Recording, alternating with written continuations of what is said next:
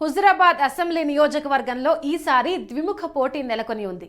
BJP, BRS, Congress అభ్యర్థులు బరిలో దిగుతున్నప్పటికీ ఈసారి పోటీ ప్రధానంగా బీజేపీ వర్సెస్ బీఆర్ఎస్ మధ్యనే ఉండే అవకాశం ఉంది. ఈ నియోజకవర్గంలో 2009 నుంచి ఈటల రాజేందర్ ఎమ్మెల్యేగా కొనసాగుతున్నారు. 2009లో ఈటల కాంగ్రెస్ అభ్యర్థి కృష్ణమోహన్ రావుపై 15,000 పైచీలకు ఓట్ల తేడాతో గెలిచారు. ఇక 2010 ఉప ఎన్నికల్లో ఈటల మెజార్టీ 79,000కు చేరుకుంది. 2014 అసెంబ్లీ ఎన్నికల్లో ఈటల కాంగ్రెస్ అభ్యర్థి కేతిరి సుదర్శన్ రెడ్డిపై 57,000 ఓట్ల ఆధిక్యంతో విజయం సాధించారు. 2018 అసెంబ్లీ ఎన్నికల్లో ఈటల రాజేందర్ కాంగ్రెస్ అభ్యర్థి కౌశిక్ రెడ్డిపై 43,000 పైచీలకు ఓట్లతో గెలుపొందారు. 2021 ఉప ఎన్నికలో ఈటల రాజేందర్ టీఆర్ఎస్ అభ్యర్థి గెల్లు శ్రీనివాస్పై 23,000కు పైగా ఓట్ల ఆధిక్యంతో విజయం సాధించారు.